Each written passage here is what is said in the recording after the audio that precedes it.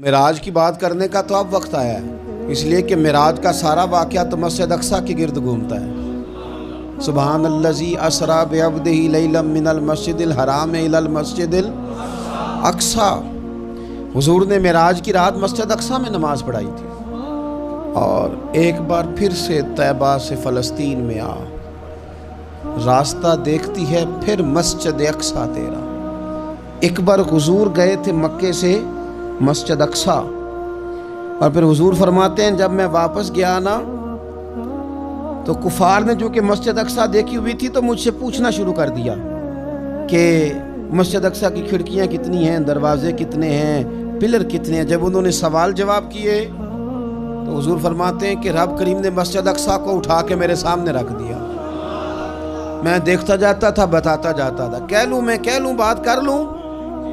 ایک دفعہ حضور مکے سے مسجد اقصیٰ آئے، اور ایک دفعہ مسجد اقصیٰ میرے نبی کی زیارت کے لیے مکے گئی، حضور کی زیارت کے لیے مکہ شریف گئی۔ او میرے نبی تو صرف کسی چیز کی طرف ایک دفعہ دیکھ لیں تو وہاں رحمت کے پھول کھلتے ہیں۔ مسجد اقصیٰ کی طرف منہ کر کے 17 مہینے میرے نبی نے نماز پڑھی ہے۔ مسلمانوں پتہ ہی کوئی نہیں، ہماری خبریں ہی اور ہیں، ہمارا درد ہی اور ہے، ہمیں پتہ ہی نہیں بم کہاں برس رہے ہیں، ہمیں یہ خبر ہی نہیں۔ اور میں اس دور میں تقریریں کر رہا ہوں جہاں سوتوں کو جگانا نہیں پڑتا، جاگتوں کو جگانا پڑتا ہے۔ سیانے لوگوں کو سمجھانا ہمارے ذمہ لگ گیا، کیا کریں؟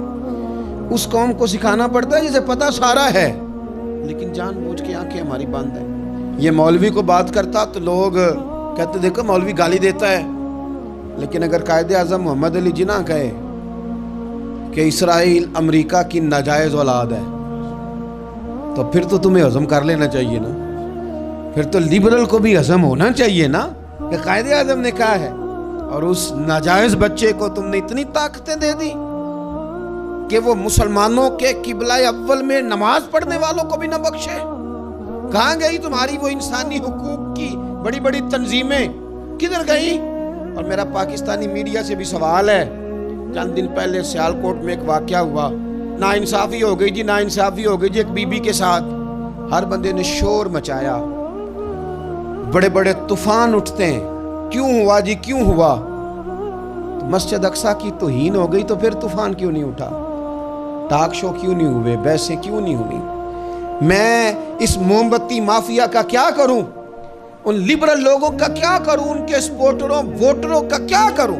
ان سیاسی جماعتوں کے کارکنوں کو کیا نام دوں کہ جو ان فضول بحثوں میں تو وقت ضائع کرتے ہیں، اور وہ مسجد اقصیٰ جس کے بارے میں میرے نبی پاک صلی اللہ علیہ وسلم سے ایک صحابیہ نے پوچھا تھا، یا رسول اللہ مسجد اقصیٰ میں نماز پڑھنا کتنا کو بہتر ہے باقی نمازوں کے مقابلے میں؟ تو حضور نے فرمایا 1000 گنا بہتر ہے۔